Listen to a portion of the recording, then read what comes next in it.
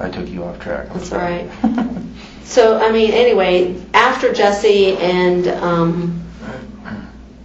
Casey broke up in June, probably a couple months later, Jeff and Zanny broke up, and Jeff and Casey started seeing each other, and Jeff and Zanny remained friends. Zanny continued to watch his son Zachary, and Jeff encouraged Casey to let Zanny watch Kaylee as well. Save money, just do whatever. Zanny was doing it, basically as a friend, and Jeff was taking care of all of that. So though Jeff and that happened, Zanny broke up, she still watched both Casey and Jeff's time. Yeah, they remained friends. Zanny started dating someone else, from what she said. And that Zanny became Kaylee's main primary babysitter, from what Casey said, probably from October, probably around right after Kaylee's first birthday until present time. You know what I'm saying? So this person wasn't made up just a month ago or whatever. But what I'm thinking, I think that Zanny at this point was a real person in the beginning, but I think Zanny is now whoever's watching Kaylee. In my mind, transferred the responsibility. The name, yes.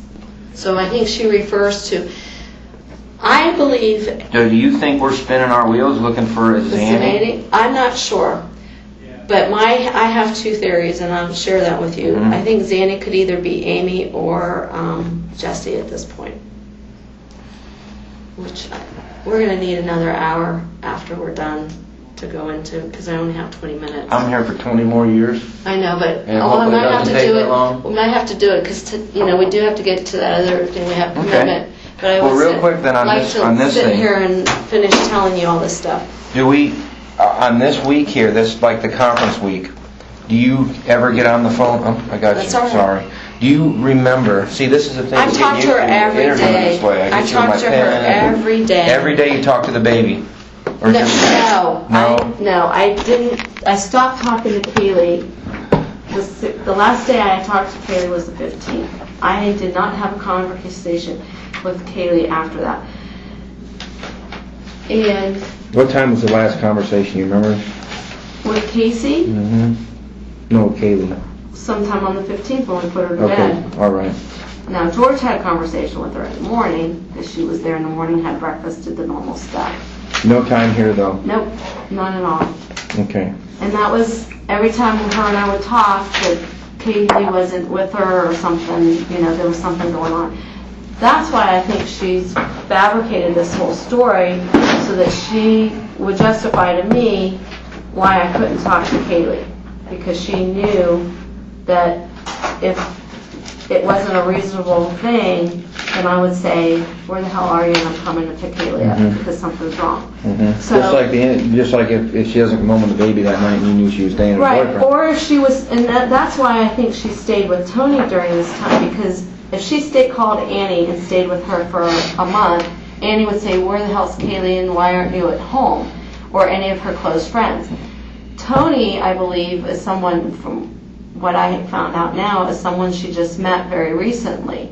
So it wouldn't be a red flag to Tony. Let me ask this. I understand that, and forgive me for asking because I've been doing so many things this morning. I understand that you guys have somewhere to be this afternoon, right? How much more time do we have here that you feel comfortable with? Probably 20 minutes. We'd like to leave at 11:30. Here's what I like to do. I want to focus on just the days that you saw Kaylee. If there are any other days, I don't want to focus. Okay, The last day I physically saw her and talked to her was the 15th. I don't want to focus so much on what she's been telling you, because what I want to do is I want to share some information with you. Because I feel that what happens is this is like a chalkboard. Your mind's like a chalkboard right now. Everything that's being told to you, you're writing down on the chalkboard. But what happens is if what you're writing down on the chalkboard is false, you don't have room for what's actually true. Exactly. So what I'm going to do is hopefully help clean some of that chalkboard off and provide you with some truth, some factual information that we've confirmed, because then that, in my hope, is going to help you look at this from a different angle. Right. Only because my biggest fear is that I don't want you to focus on something that you think is true that I know none of this is true. Okay. Well, I know that now it's not true, but at the time I believe it was true. But here's what I want to kind of focus on. I want to focus on not as much what she's told you that like all this we spent a lot of time on this, but and apparently you know as well, all this is probably not true. What I'm trying to do is I want to try and show you. But the people she was with maybe true. Well, and that's what I want to share with you. Right. Okay, because we haven't not only been looking at Zanny, we've been looking at Juliette Lewis, Jeffrey Hopkins, Raquel Farrell, Jennifer Rosa, all these people. We've been researching them extensively. Juliette Lewis's number is JP's number, who is. Well, hold on a minute. That's roommate. That's, I mean, these are things well, that hold on. we're finding out now. That's what I want to share with you. Are that I want to try and help you differentiate between what's real and existing and what's not. Because I know there's a lot of things that you might think are real right now that we're finding out are absolutely not real. And people as well. So we're not here to hypothesize on if she says Zanny, she might mean this person. Or if she says, or you say this picture was taken at this apartment, but it's this apartment, so we believe one is another. And we're not going to focus on that. Okay, I know you know what I'm talking about. That picture you said that was Zanny's apartment, that's Ricardo's apartment. Right. And now you're thinking maybe Zanny is Ricardo's something or other. Or Amy. Okay. Well, there are a lot of things that you've also said that I need clarification on, because if you're out there saying these things, I need to know why you're saying these I'm things. not saying them to anybody but authorities. Can I slide by? Hold on. Absolutely. But anyway, because I wouldn't do that. I'll be right back. I'm not going to accuse Okay. anybody in the public. Well, here's the thing. There's a couple of things I want to share with you. And I want to show you that we're actually working on this. Contrary to what, if you think that we haven't worked on this, I'm here to tell you, Cindy, from the day, let me finish, let me talk now. I've listened to you talk for a while. I want to be able to share some things with you. I haven't stopped on this. I can tell you right now that about a dozen people are strictly assigned to this, just here. And that doesn't include FDLE or FBI. I know you had to talk to FBI yesterday, and I'm sure they told you what their involvement is with this. It was 2 days ago. Yeah, a couple so days ago. I know they told you what their involvement is in this and what they've been doing to help, right? So you know that this isn't just something that we're kind of passing aside. I haven't worked on anything but this. Every other case I've had, every other person I've had, every other family I've had, I have told they've been delegated to other people so I can focus on this. And I'm not the only one. John's doing the same thing. He's been focusing on this. All the girls in our missing persons unit, the ones that were at your house, focusing on this. Several of the detectives have been pulled from other sections focusing on this. So we're doing everything possible to try and get answers for you. And here are some of the things I want to share with you. I know that you mentioned Tom Frank, and I actually got an email that was sent to me. It was a forwarded email. Let's see if I can find the forwarded email. And I want to believe it was Lee that actually provided this for us. Yeah, I gave it to Lee. Okay. Because I found it. Right. And I told him to give it to you. Okay. Well, what we did was, obviously we have to follow up on these, and these are very important. So one of the things in this letter was showing that it came from a guy named Tom Frank. Right over here, event director, and his email address. These are great pieces of information that we could use. That person doesn't exist. Okay. Never did, never worked for Universal. That is not a valid email address. Okay. We've even tried, it doesn't come back. It's not a valid address at all. This person doesn't exist. I also went and I tried to identify some of these other people and saying where they worked. And I remember, I believe it was either Lee or it may even come from yours. I believe it was Lee, though. He sent me an email of I guess, what you guys had talked about last Friday at the jail, where Juliette Lewis may have worked, where Raquel may have worked. It was saying Raquel worked at TGI Fridays.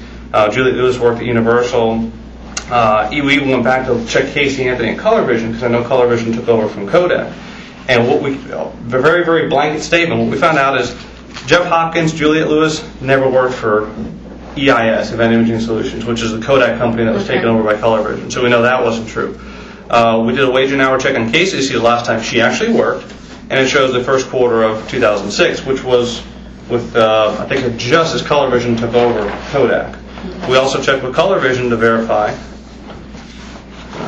Let's see, this is Color Vision. Color Vision.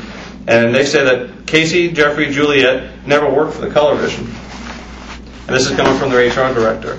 So what I'm doing is I'm just sharing info. I want to try and wipe clean some of the stuff that you think may or may not be true. Well, Hold on. Raquel Farrell worked TGI Fridays. Contacted TGI. They actually work for the Carlson Restaurants owns them. And this is the head recruiting specialist. No record of Raquel. The point I want to just bring to you is that the people that she's saying exist don't exist. I can tell you also, and I want to share this with you, is that you're saying that, again, we're pretty much on the same sheet that she's not telling you the truth. She's never been to Tampa over June, July. We know that for a fact. Her cell phone records have never left Orange County area. Right. She's never been to Jacksonville. Okay, so that She was at Jacksonville. June, July. Yeah, June, she's never July, been to right, Jacksonville. right. So everything that we've gotten from her, everything that you guys are trying to get from her to help with this, it is still a lie. It's a consistent lie. And the problem that we have is that the more she tries to divert from what we actually need to do, which is find Kaylee, the harder it is to find her. And I guess there were some statements made that concern me on TV, is that you said not too long ago on one of the shows that you know who has Kaylee, but you don't want to say anything because you want to be absolutely sure before you mention this person's name. That was something that you said on the news. What's that I don't about? think I've ever said I was sure, because I'm not sure about it. You said you know who has Kaylee, but you're not going to say the name until you're absolutely sure.